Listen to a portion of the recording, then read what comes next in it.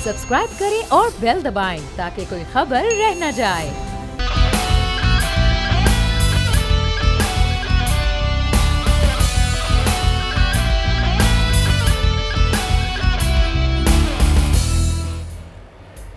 अस्सलामुअलैकुम नाज़रीन, प्रोग्राम में आपको कहेंगे खुशामदीद। मैं हूँ महविश अनस और हमेशा की तरह मेरे साथ मौजूद हैं बोल न्यूज़ के एडिटर इन चीफ नज़ीर लगारी साहब।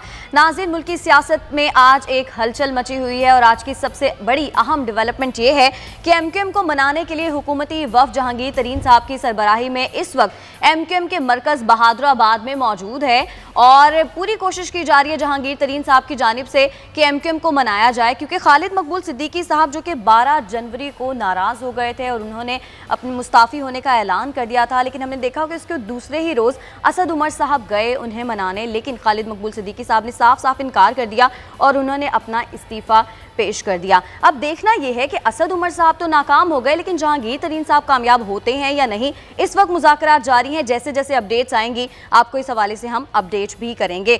अभी हम बढ़ेंगे अपने पहले क्लिप की जानिब। नाज़रीन, मीडिया रियासत का एक अहम सतून होता है और किसी भी सियासी जमात को अपना कोई भी इमेज क्रिएट करने के लिए मीडिया चैनल्स की ज़रूरत होती है। खान साहब जो कि जब ऑपोजिशन में थे तो वो मीडिया चैनल्स की खासी तारीफ़ किया करते थे और अब एक एंकर के मुताबिक खान साहब पहले जो बातें किया करते थे अब वो बिल्कुल उसके ऑपोजिट किया करते हैं, क्योंकि उस वक्त मीडिया चैनल्स की तारीफ़ करने के साथ साथ खान साहब ये कहा करते थे कि उनकी जो सारी स्ट्रगल है उसका सारा क्रेडिट खान साहब को जाता है, और ये भी कहा करते थे कि मीडिया चैनल्स पर पाबंदी उस वक्त लगती है जब हुक्मरान करप्ट हों और अपनी करप्शन छुपाना चाहते हों। जहां हर सियासी जमात का मीडिया सेल होता है वहीं तर्जुमान भी होते हैं लगाई साहब, और स्ट्रैटेजी भी होती है, मीडिया स्ट्रैटेजी। तो फिर इस स्टोरी को इतनी हाइप क्यों दी जा रही है? क्या वाकई खान साहब ने मीडिया की जो इजारादारी है या चैनल्स की जो इजारादारी है उसको ख़त्म किया है? मेरा तो नहीं ख्याल है कि इजारादारी को ख़त्म किया है या चैलेंज किया है कि कोई ऐसी सूरत हाल नहीं है। उन्होंने कुछ लोगों को फ़ायदा देने की कोशिश की होगी, कुछ लोगों को उन्होंने नुकसान पहुँचाया होगा, लेकिन मजमूई तौर पर क्या हुआ? सहाफ़त का इन्हतात हुआ, सहाफ़त का ज़िवाल हुआ। सहाफ़त का ज़िवाल अगर होता है किसी सोसाइटी में तो सियासत का ज़िवाल होता है। उसकी पेश असल में एक पेशगी जो एक इतला होती है कि कोई सोसाइटी ज़िवाल का शिकार हो रही है, कोई सोसाइटी नीचे जा रही है, किसी सोसाइटी के लिए कोई मसाइल खड़े होने वाले हैं, तो उससे पहला निशाना जो है उसका वो प्रेस बनता है या मीडिया बनता है। आज की दुनिया में प्रेस नहीं कह सकते, इसलिए कि अब प्रिंटिंग जो है जो प्रिंट मीडिया है उसका शायद उससे बड़ा स्कोप जो है वो इलेक्ट्रॉनिक मीडिया का और डिजिटल मीडिया का हो गया है। तो हुकूमतें मीडिया से जो है हिरासा होती हैं और वो चाहती हैं पहला निशाना उसे बनाया जाए, फिर उसके बाद जो है वो जाते हैं और फिर अपोजिशन को निशाना बनाते हैं, फिर जाते हैं फिर आम आवाम को निशाना बनाते हैं। तो ये हुकूमत तो मेरे ख्याल में उन तरीक़ों पर अमल कर रही है।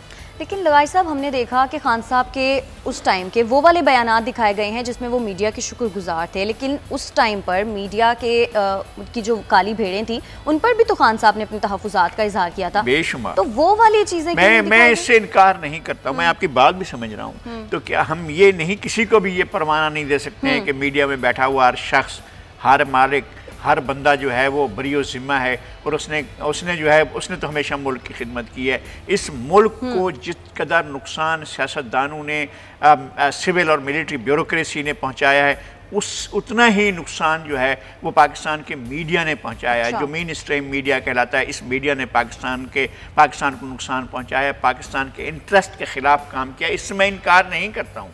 वो जो अपने आप को पारसा कहते हैं, वो जो अपने आप को पाकिस्तान के बयानिए का मुहाफ़िज़ कहते हैं, वो जो कहते हैं कि हम ही हैं जो पाकिस्तान को चला रहे हैं और हमारी वजह से पाकिस्तान चल रहा है, जो मीडिया के अंदर लोग बैठे हुए हैं और जो सियासत में बैठे हुए हैं, उन लोगों ने ही मसाइल पैदा किए हैं। मीडिया के लोगों ने ज़्यादा मसाइल पैदा किए हैं, उन्होंने पाकिस्तान का बयानिया ख़राब किया। आज तक हम पाकिस्तान का एक पॉजिटिव बयानिया नहीं बना सकें, उसका सबब यह है कि मीडिया में वो लोग बैठे हुए थे सिर्फ जो हुक्मरानों की एक इशारे पर वाह वाह और सुभान अल्लाह और क्या कहने जो है वो शुरू कर दिया करते थे और हुक्मरानों की खुशामद में लगे रहते थे।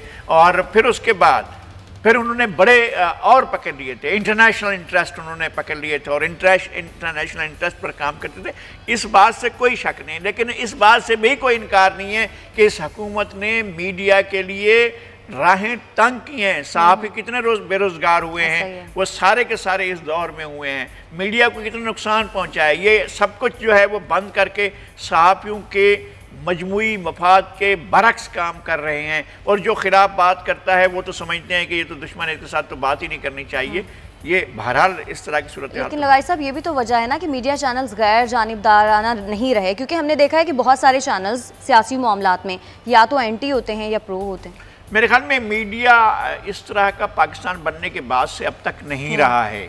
मीडिया एक एंगल रखता है और मीडिया का एंगल कभी कभी वो अपने इंटरेस्ट, असल में तो मीडिया का अपना इंटरेस्ट होता है, मीडिया का नहीं, मीडिया ओनर्स का अपना इंटरेस्ट होता है। वो अपने इंटरेस्ट को सर्व कर रहे होते हैं और वो अपने इंटरेस्ट के लिए बात कर रहे होते हैं। वो अपने एक पैसे का नुकसान नहीं करेंगे और अपने वर्कर्स का जो है वो लाखों करोड़ों का नुकसान होंगे। ऐसे बहुत कम मीडिया हाउसेज हैं, मादूद चंद, जो खुद नुकसान उठाकर अपने मीडिया वर्कर्स के लिए काम करते हैं या अपने मीडिया वर्कर्स को जो है वो अपना साथ लेकर चलते हैं। ऐसे नहीं है। लेकिन जिनका जो कहते हैं कि जी हम पाकिस्तान के लोगों का नुक्ता नज़र पेश करते हैं, या जो कहते हैं कि जनाब हम बहुत पॉपुलर मीडिया है, उस पॉपुलर मीडिया ने जो पाकिस्तान में गुल खिलाए वो भी हमें पता है। ऐसा ही है, बिल्कुल।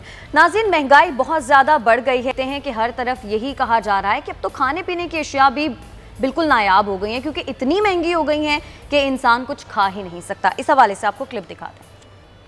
नाज़रीन, हुकूमत लंगर खाने तो खोल रही है, लेकिन सवाल ये पैदा होता है कि गरीब को इज्जत के साथ रोटी खाने का मौका क्यों नहीं दे रही। लगारी साहब, हुक्मरान ये क्यों नहीं सोचते कि लंगर खाने से खाना खा के इंसान की भूख तो मिट सकती है, लेकिन उसका ज़मीर मुतमईन नहीं हो सकता। लंगर खाने को अगर हम सराइकी में कहें तो लंगर खाने बने हुए हैं। लंगर का मतलब होता है भूख फैलाने वाले इदारे। तो अब ये कोई हल तो नहीं है ना कि आप जो है वो कहें खैराती इदारों को जो लोगों से खैरात जमा करते हैं और वो उनको कहें कि जी आप अपने लंगर में इन लोगों को बिठा दें। वो तो पहले ही चला रहे थे, सैलानी पहले लोगों को लंगर दे रहे थे, ईदी वाले पहले लोगों को किसी न किसी तरह से खिला रहे थे। इस तरह से अपना यहाँ पर जो आलमगीर वेलफेयर ट्रस्ट वाले वो पहले ही खिला रहे हैं। इस तरह से मुख्तलिफ लोग हैं जो खाना खिला रहे हैं लोगों को दे रहे हैं। अगर आप उनको कहेंगे जी आप उस ओनरशिप ले रहे हैं उस दस्तरखान की जो लोगों ने बनाए हुए हैं, आपने क्या किया, आपकी रियासत ने क्या किया, आपने सब्सिडी किसको दी है? आपने लोगों को सब्सिडी दी है, आपने किसान को सब्सिडी दी है, आपने मजदूर को सब्सिडी दी है, आपने सब्सिडी सेठ को दी है, आपने उसको सब्सिडी दी है जिसके पास पहले ही करोड़ों और अरबों रुपए हैं, उसको सब्सिडी देकर उसका घर भर देते हैं। आप हिसाब देना होगा आपको कि आपने चीनी के सेठों को कितनी सब्सिडी दी और उनको किस तरह उनके घर भरे गए हैं और किस तरह से आपने गरीब के हाथ में थामा हुआ एक निवाला छीना है। इसका हिसाब बहरहाल आपको देना होगा। बहरहाल पाकिस्तान के आज के दौर में शायद मार्क्सिस्ट की कुव्वत इतनी ज़्यादा ना हो, मार्क्सिस्ट का जोर और प्रेशर स्टेट पावर उनसे छीनी गई हो, लेकिन पाकिस्तान में तारीख जो है उसका अमल जो है वो आपको इस बात का जवाब दे होना पड़ेगा आपको कि आपने किस तरह लोगों से नाने शबीना छीनी है, उनके बच्चों से आपने उसका दूध छीना है और बच्चों से उनके दाल रोटी छीनी है। ये तो बहरहाल आपको हिसाब देना होगा। लगाई साहब, शेख रशीद साहब की एक स्टेटमेंट आई है, वो कहते हैं कि नवंबर और दिसंबर में लोग ज़्यादा रोटियां खाते हैं। पहली बात तो ये कि ये कैसी बात है, दूसरी बात अगर ये बात है अभी तो नवंबर दिसंबर तो गुजर गया है। शेख साहब शायद नवंबर दिसंबर में ज़्यादा खाते होंगे। शेख साहब को दस्तयाब है, शेख साहब चाहे पाए खाएं, निहारी खाएं, सिरी पाए खाएं, वो चाहे कोई भी खाना खाएं, शेख साहब के पास दस्तरस में है। फिर रावलपिंडी में लेते हैं, रावलपिंडी में लंगर भी बहुत होता है, वो भी लोग भी लंगर चलाते हैं और शेख साहब वहाँ से भी मंगवा सकते हैं। लाल हवेली पर वैसे भी खून बरसता है और वहाँ से बहुत वसाइल आते हैं और उस तरह से वो खाते भी हैं और खिलाते भी होंगे लोगों को। लेकिन ये मजाक उड़ाना है इस तरह से जिस तरह से फ्रांस के बादशाह लुई 16वें लुई की बीवी इनकलाब से पहले वो खड़े होकर कहती लोग क्यों ये चीखो पुकार कर रहे हो, नहीं जी लोगों को रोटी नहीं मिल रही है, मतलब रोटी नहीं मिल रही है तो केक खाएं, तो केक क्यों नहीं खाते? तो शेख साहब भी वैसे ही बातें कर रहे हैं। शेख साहब को अंदाज़ा नहीं है कि गरीब के घर में जब आटा नहीं होता है, गरीब के घर में जब खाने के लिए कोई चीज़ नहीं होती है, गरीब के बर्तनों में दाल नहीं रखी होती है, चावल नहीं होते हैं। गरीब जब टोटा चावल खाने को भी तरसते हैं तब आपको अंदाज़ा नहीं होता है कि वो क्या। सब्ज़ी जाकर बाज़ार से सब्ज़ी, मैंने खुद देखा है नीचे पड़ी हुई सब्ज़ी में से बच्चे अपने लिए रिस्क तलाश कर रहे होते हैं। बूढ़ी औरतें, बूढ़े मर्द जो हैं वो शायद शाम के लिए अपने बच्चों के लिए पत्ते तलाश कर रहे हैं, शायद पालक के 4 पत्ते मिल जाएं, साग के 4 पत्ते मिल जाएं, और इस तरह से जो है कोई ना कोई चीज़ मिल जाए जाकर अपने बच्चों को दें। मंडियों में जाकर लोग इस तरह फिर रहे होते हैं और खाना तलाश करते हैं। शेख साहब, अगर आपको एक दिन के लिए भी किसी जगह पर अपने लिए इस तरह खाना तलाश करना पड़े, फिर आपको अंदाज़ा होगा कि इस तरह का आप लोगों का मजाक उड़ाएंगे कि लोग नवंबर और दिसंबर में खाते हैं। अब तो आप 18 जनवरी है जनाब शेख साहब, क्या ख्याल है कि अब लोग जो है लोगों का खाना अब तक आप उसका हिसाब ले रहे हैं पिछले महीनों? बिल्कुल ऐसा ही है। और नाज़रीन, इक़्तिदार में आने से पहले हुक्मरान अवाम से बहुत बड़े बड़े वादे करते हैं कि जिस हल्के से वो कामयाब होंगे वहाँ के अवाम के लिए बहुत कुछ करेंगे, लेकिन इक़्तिदार में आने के बाद कुछ भी नहीं होता।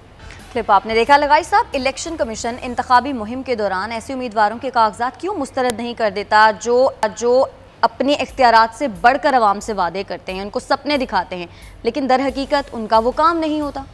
इलेक्शन कमीशन बाज़ दफ़ा एक दायरे कार के अंदर रहकर काम करता है, उसके पास एक कवानीन का और ज़वाबित का एक पूरा सिस्टम है, उसके अंदर काम करता है। बसा औकात उससे बाहर भी जाकर काम करता है।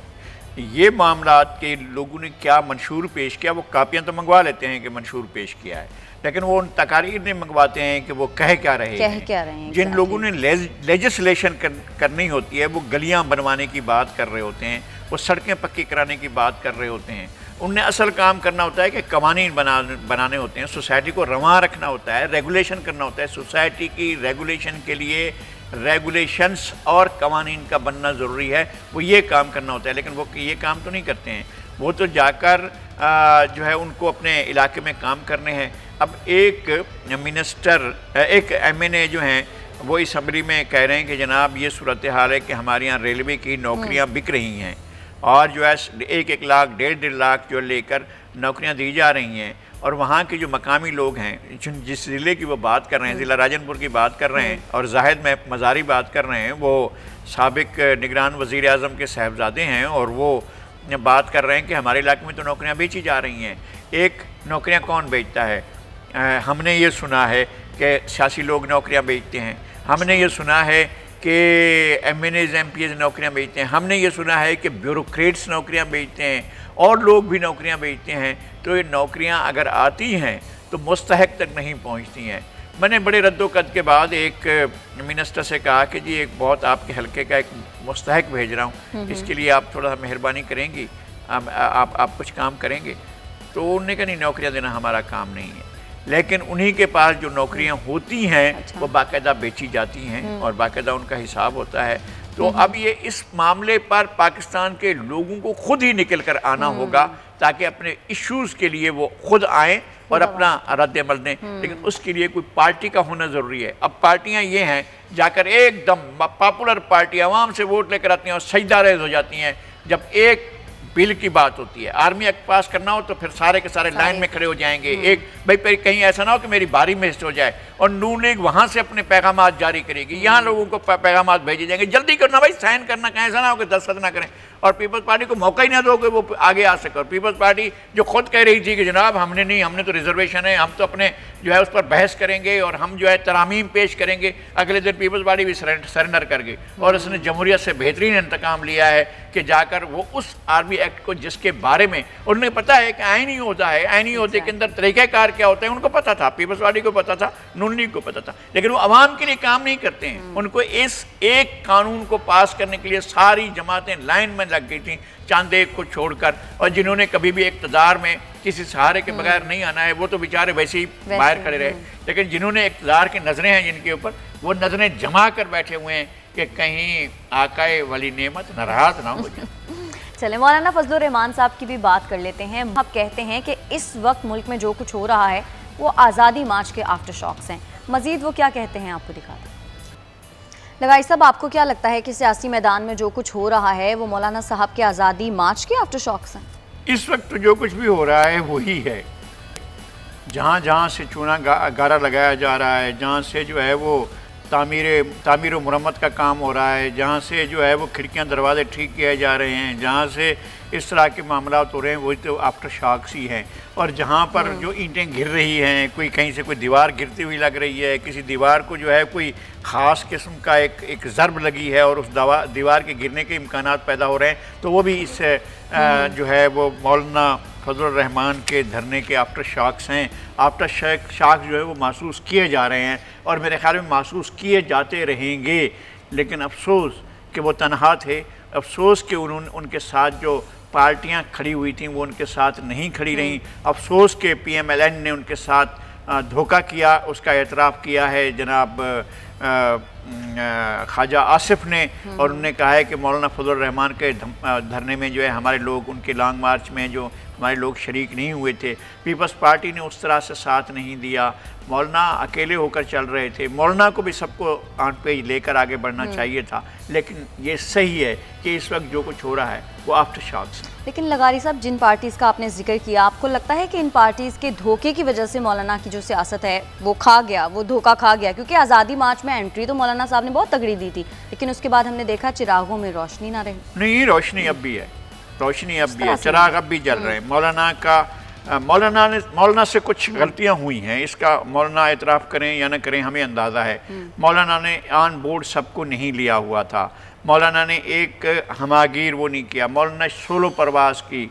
मौलाना के मकाम, मर्तबे और भरम के एतबार से उन्हें ऐसा नहीं करना चाहिए था, उन्हें इंतज़ार करना चाहिए था, इन पार्टियों को साथ रखना चाहिए था, इन पार्टियों को आगे लेकर चलना ही चाहिए था। अगर उस ट्रक पर जिस पर मौलाना कराची से निकले इस्लामाबाद पहुँचे, अगर इस ट्रक पर बिलावल और शहबाज शरीफ भी साथ होते, अगर इस ट्रक पर जो है वो बाकी अपोजिशन भी साथ होते, हासिल बिजंजो भी साथ होते, और उस ट्रक पर जो अचकजई भी साथ होते, दीगर अपोजिशन के लीडर भी साथ होते, तो उसके नतायज मुख्तलिफ होते। मौलाना अकेले चले थे और मौलाना समझता था कि बाकी कारवां के लोग साथ होते जाएंगे, लेकिन उन लोगों को जाना चाहिए था, मगर वो मौलाना के साथ नहीं गए। लेकिन उसका जो कुछ मनफी चीज़ें हो रही हैं वह इस वजह से हो रही हैं, जो पॉजिटिव चीज़ें हो रही हैं पाकिस्तान के अवाम के लिए, किसी ख़ास सेगमेंट के लिए नहीं, हुकूमत के लिए नहीं, हुकूमत के अहलकारों के लिए नहीं, लेकिन जो कुछ हो रहा है वो आफ्टर शॉक्स ही है। आफ्टर शॉक्स ही। हमें ब्रेक की जाने बढ़ना है, एक से जब हम वापस आएंगे तो फिर कुछ मजीद मामलात हैं जिन पर बात करेंगे, हमारे साथ रहिएगा।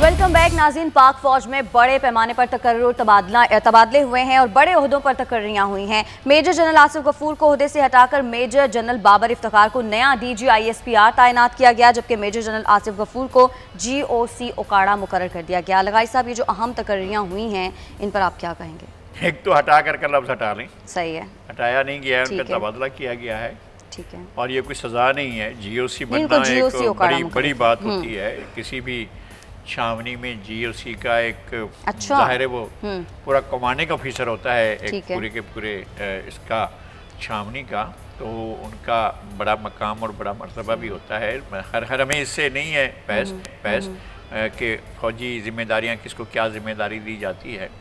आसिफ गफूर साहब ने मीडिया के साथ एक 3 साल का अरसा गुजारा है, उन्होंने ट्वीट में शुक्रिया भी अदा किया है मीडिया को उन्होंने शुक्रिया अदा किया है। एक खुशगवार उन्होंने ताल्लुकात रखने की कोशिश की है अपने तौर पर मीडिया के साथ, और उन्होंने खुशगवार ताल्लुकात रखे भी लोगों के साथ बड़ी हद तक। फिर उसके बाद अब वो GOC ओकाड़ा बन कर गए हैं और बाबर इफ्तिखार मेजर जनरल आए हैं उनकी जगह पर। ज़ाहिर है कि पूरा अरसा गुजार कर ही जनरल के ओहदे तक पहुँचते हैं। ब्रिगेडियर के ओहदे तक पहुँचने तक तो बंदा बिल्कुल लगता है कि जनाब एक सफ़ेद बालों वाले और बड़े फहम और समझ वाले लोग होते हैं, इस मनसब पर तक पहुँचते हैं। फिर जो जर्नैल के ओहदे तक पहुँचे तो जाहिर है एक बड़ा होता है पाकिस्तान की फ़ौज में, तो उसका बड़ा मकाम होता है। अच्छा, ये रूटीन के हैं। इसी तरह से मिलिट्री इंटेलिजेंस के सरबराह भी तब्दील हुए हैं और नए हैं। मेरे ख्याल में ये तो रूटीन के तबादले हैं और फ़ौज में इस तरह से तबादले होते रहते हैं। ठीक है लगारी साहब, मुल्क भर में महंगाई का तूफान आ गया है। पहले आटा महंगा हुआ और अब आटे का बहरान भी पैदा हो गया है। ऐसा लग रहा है ये जो हुकूमत है ये अवाम से अब खाने पीने का हक बिल्कुल छीन रही है। लोग क्या खाएंगे आटा नहीं मिलेगा तो? वो अब से कोई तकरीबन 20 साल पहले बेनज़ीर की हुकूमत थी, मोहतरमा बेनज़ीर भुट्टो शहीद की, और आटे का कुछ महंगाई का हुआ था। तो उस ज़माने में बाबा नजमी, अब बाबा नजमी पता नहीं अब कहाँ हैं और क्या लिख रहे हैं, उस वक्त उन्होंने लिखा था कि बीबी रानी वड़ा अंधेर आटा 7 रुपये से, तो अब 70 रुपये पर चला गया है आटा। और आटे की ये सूरत हाल, तो इस हुकूमत ने तो लोगों के वाकई जीने का हक छीन लिया है। अब जो जी रहे हैं, आबादी का एक बड़ा हिस्सा जी रहा है, वो बहुत किन कठिन हालात में जी रहा है उसका अंदाज़ा ना तो खान साहब को हो सकता है, ना खान साहब के दाएं बाएं आगे पीछे मौजूद लोगों को हो सकता है, इसलिए कि वो तो हिसाब में कभी सैकड़ों तक तो आते ही नहीं हैं। वो तो हमेशा लाखों करोड़ों अरबों के हिसाब में रहते हैं। और जो उनके वजारत मालियात में और इस तरह की जगहों पर जो लोग बैठे हुए हैं, उनको तो सिर्फ अपने मफादात नज़र आ रहे होते हैं, इनफरादी मफादात या अपने आकाओं के मफादात। IMF का कोई जो डिक्टेशन जो है वो इधर से उधर ना हो जाए, बस IMF का घर भरा जाता रहे और IMF के वही पैसे फिर बाद में अगले नए उसमें वही पैसे हमें वापस करती है। IMF के पैसों को हम हाथ भी नहीं लगाते, लेकिन हमारे ऊपर कर्जा चढ़ जाता है और इन मसाइब को हम भुगतते रहते हैं। किस दिन अगर बैठकर इस बात को समझें कि इन कर्ज़ों से हमें क्या मिलता है, हमें कुछ भी नहीं मिलता है। ये कर्ज़े हमारे लिए मज़ीद कर्ज़ों के दरवाजे खोलते हैं, हम और मज़ीद कर्ज़े ले लेते हैं। क्या हुआ था ईरान के अंदर, अब से नहीं, अब से 20 साल पहले क्या होता था ईरान के अंदर, अब भी पोजीशन वही है। ईरान दुनिया के उन ममालिक में है जो बहुत ज़्यादा पेट्रोल और बहुत ज़्यादा जो है वो डीजल पैदा करते हैं और आयल की उनकी प्रोडक्शन आयल है, लेकिन वहाँ राशनिंग होती थी। 3 लीटर से ज़्यादा कोई गाड़ी पेट्रोल नहीं ले सकती थी और पेट्रोल नहीं ले सकती है। लोग जो है बड़े बड़े अफसर जो है वो बसों में बैठ कर जाते थे। यहाँ ना बसें हैं, ना रेलगाड़ियाँ हैं, ना ट्रामें हैं, ना गाड़ी के अंदर ना सवारियाँ हैं, लोगों के पास चलने के लिए नहीं है। और आप पेट्रोल को और डीजल को खर्च करते जाते हैं और उसके ऊपर आपके ऊपर महंगाई होती रहती है। और चूँकि इसके साथ मफाद वाबस्ता है, हुक्मरानों का, तेल के ताजरों का, पंप वालों का, इस तरह से जो लोग हैं उनके मफादात वाबस्ता हैं, उनके मफादात को देखा जाता है, लोगों को नहीं देखा। लेकिन लगाई साहब, आपको लगता है कि गंदम की सप्लाई मुतासिर होने की वजह से ही आटे का बहरान पैदा हुआ या ये मसनूई बहरान? मैं तो उसको मसनूई बहरान नहीं समझ रहा हूँ। मसनूई बहरान कौन करेगा? मतलब मसनूई बहरान तो या तो अपोजिशन पैदा कर रही हो, तो अपोजिशन के अंदर इतनी सकत है कि वो पैदा कर सके ऐसा बहरान। असल बात यह है कि सबसे बड़ा ज़ख़ीरा तो पंजाब में होना चाहिए। पंजाब में आटा बहुत महंगा बिक रहा है, सिंध में आटा बहुत महंगा बिक रहा है और हम छोटी छोटी चीज़ों को पकड़ रहे हैं। वो फलां ज़िले के फलां अफसर ने फलां जगह से 6 बोरी आटा उठा लिया, इस वजह से बहरान पैदा हुआ। भाई इस तरह का बहरान नहीं है, बहरान हमागीर है, हमाजहत है। मैंने आपको निशानदही कर दी थी, आपको याद होगा कि मैंने पिछले प्रोग्राम में ये कहा था कि आटे का बहरान सर पर खड़ा हुआ है। इन्होंने किसान की कमर तोड़ दी है, इन्होंने गंदम की पैदावार रोकी है, ये गन्ना पैदा कर रहे हैं, तंबाकू पैदा कर रहे हैं और ऐसी चीज़ें पैदा कर रही हैं दुनिया में मतरूक हो रही हैं। आप ऐसी चीज़ों की पैदावार के जरिए अपनी ज़मीन की जो है क़ुव्वत नमू ख़त्म कर रहे हैं और ये भी एक साजिश का हिस्सा है और आप उस साजिश का मरकज़ी किरदार के तौर पर काम कर रहे हैं। इस मुल्क का जो जागीरदार है, इस मुल्क का जो जागीरदार सनतकार में तब्दील हुआ है, वो कर रहा है। वो नाअहल होकर भी अहल होता है और सब कुछ कर रहा होता है। चलें, ये बात तो समझ आ गई लगारी साहब, लेकिन हमने देखा है कि दवाएं भी जो हैं वो अद्वियात भी महंगी हो गई हैं, तो महंगी हो गई हैं, शॉर्ट हो गई हैं। जान बचाने वाली जो अद्वियात हैं वो मार्केट में नहीं मिल रही हैं, इसकी क्या वजह है? वजह तो वही है, वजह और कुछ नहीं है। आपको एक बुरी गवर्नेंस मिली है। इस इलेक्शन के नतीजे ढोंग, धांधली, रिग्ड, इंजीनियर्ड, मैनिपुलेटेड इलेक्शन के नतीजे में जो हुकूमत आपको मिली है उससे यही नतायज बरामद होने थे। ये नहीं है कुछ छुपी हुई ढकी छुपी बात नहीं है।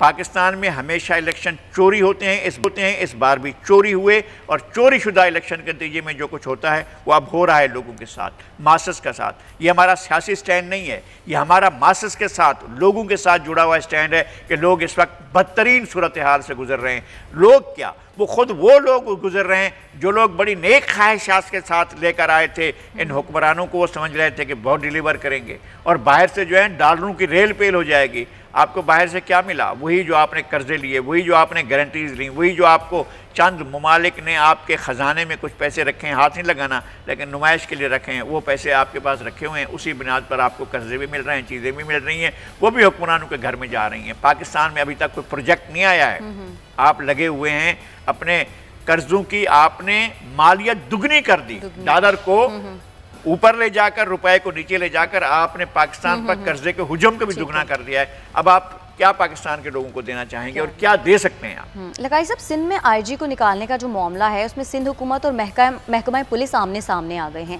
ये मामला आखिर है क्या? ये मामला ये है कि रिट ऑफ द अवामी नुमाइंदों की गवर्नमेंट को ना माना जाए। जो लोग हैं उनको, जो इक़्तिदार में आए हैं, जिन्होंने सूबे का इंतजाम संभाला है, उनको ना माना जाए और ब्यूरोक्रेसी को उसके सामने खड़ा कर दिया जाए। अब पुलिस उनके सामने खड़ी हुई है। पुलिस अफसरान बराह रास्त आईजी से लेकर आम कांस्टेबल तक हर आदमी को वज़ारत दाखिला के मातहत होना चाहिए, लेकिन सेक्रेटरी दाखिला को तो पता ही नहीं होता है। सेक्रेटरी दाखिला अगर फ़ोन करे आईजी को तो वो सर कहकर बात करेगा। आईजी तो चीफ सेक्रेटरी की भी रिट को नहीं मानता, आईजी तो चीफ मिनिस्टर की रिट को भी नहीं मानता, आईजी तो कहीं और जाकर रिपोर्ट करता है। आईजी इधर देखता है, उधर देखता है और जाकर देखता है कि हुक्मरान इस मुल्क में कौन है। वो कहीं असल हुक्मरानों से डिक्टेशन लेकर बात कर रहा होता है। कभी उनको जो है वो कहा जाता है कि जनाब इतने साल तक इसको छेड़ा भी ना जाए, बात भी ना की जाए। जहाँ ताकत हो तो वहाँ पर आप 5-5 आईजी बदल लें। पिछले 1.5 साल में पंजाब में 5 आईजी बदले गए और पाकिस्तान की किस्मतों, और इनको यहाँ से वहाँ से यहाँ भेजा गया था। और पाकिस्तान सिंध के लोगों के लिए ये है कि जनाब आपको तो इसी को चलाना होगा, यही सबसे बड़ा फरिश्ता हमने आपको भेज दिया है, इस फरिश्ते के बगैर काम नहीं हो सकता। और उसने फरिश्तों को जो टीम बनाई हुई है वो भी ऐसी है। असल मसला ये है कि मैं नहीं सियासतदानों की तरफ से वकालत करता हूँ, लेकिन आप सियासतदानों को चलने देते हैं, आप लोगों को ये एहसास दिलाते हैं कि जनाब आपके ये हुक्मरान जो हैं, जो बनकर आए हैं, जो मुंतखब होकर आए हैं, ये आपके लिए कुछ करने के काबिल हैं। वो तो कुछ करने के काबिल नहीं है। अच्छा, जिस दौर में पुलिस ने डिलीवर किया, पुलिस ने रियली डिलीवर किया है, वो दौर था गुलाम हैदर जमाली का दौर। उस दौर को तो आप उठाकर उसको जेल में पकड़कर उसको वारंट निकाल कर उसके पीछे भागकर उसको आप अभी तक पनाह नहीं दे रहे हैं, उसके पीछे जो लगे हुए हैं। और जिन अफसरान ने पाकिस्तान में जराइम को प्रमोट किया है, उनको तो उनके खात आप उनके गोशवारे तलब करें ना। ये सारे के सारे पुलिस अफसरान जो हैं एडी खाजा के गोशवारे तलब कर लें कि जनाब आपके पास क्या वो है। आप तो एक किसी यतीम खाने में पले थे ना। एक काबिल एहतराम एक हिंदू बनिए ने आपको पढ़ाया था, आपको तालीम दिलवाई थी, आपके वालिदैन को ये स्तात नहीं थी। अब आपके कितने असासे हैं ये तो बताएं। बड़े बड़े जो पारसा बने हुए हैं पुलिस अफसरान, वो अपने असासे तो बताएं, उनके पास क्या क्या। वो एसएसपी शिकारपुर वाला लगाई सब क्या, वो भी अपने असासे पेश करें। एसएसपी शिकारपुर, उनका काम सियासत करना है। उनका काम यह है कि वो वजीर के खिलाफ जो है बहुतान तराजियां करे, इल्ज़ाम तराशियां करे, और वो जो है एक पूरे का पूरा पलंदा लिख दे। कौन से आप एफिडेविट पर जाकर ये सारे इल्ज़ाम साबित करोगे? आप जाएंगे कोर्ट में जाकर, ये जो रिपोर्ट आपने डीआईजी लाड़काना को भेजी, डीआईजी ने जो है वो मीडिया को जारी की या आईजी को भेजी या आईजी ने मीडिया को जारी की है, जिस तरह की ये चीज़ आई है, क्या आप जाकर कोर्ट ऑफ लॉ में साबित करेंगे? आप जाएं कोर्ट ऑफ लॉ में जाकर साबित करें। हम पर जुर्म साबित हुआ तो मैं सियासत छोड़ दूंगा, यानी वो इतने कॉन्फिडेंट है सईद गनी साहब। नहीं, सईद गनी पर तो बहुतान तरा दिए है ना। और वो बैठा शिकारपुर का एसएसपी जो है वो डायरेक्ट इल्जाम लगा रहा है, कराची में बैठे हुए हैं एक मेंबर असेंबली पर और एक वजीर पर जो कराची से मुंतखब होता है, उसके बारे में वो बैठकर वहां से इल्जाम लगा रहे हैं और जवाबदेही कर वो जवाब दे रहा है। वो एसएसपी, उसकी क्या हैसियत है, क्या औकात है कि वो एक मिनिस्टर को उसके मुंह लग रहा है और जाकर बयानात दे रहा है कि जनाब मैं मिनिस्टर जो है ये भी तो चोरों का वो करता है और ये मंशियात फरोशों के पास साथ है और ये है कि तो दिन और रात एक आदमी के पास हर आदमी जानता है। सईद गनी को चनेसर गोड से लेकर और उसके पूरे हल्के के अंदर एक आदमी उसके बारे में जानता है और सईद गनी पर इल्जामात की बहुतान तराजी कर रहा है, इल्ज़ाम लगा रहा है। तो उस एसएसपी को जवाबदेह होना चाहिए और उससे पूछा जाना ये तू ये सारा कुछ दे, हल्फ दे और फिर जा कोर्ट में। ठीक है, हमें ब्रेक की जानिब बढ़ना है और नाज़रीन ब्रेक से जब वापस आएंगे तो फिर मजीद बात करेंगे। हमारे साथ रहिएगा।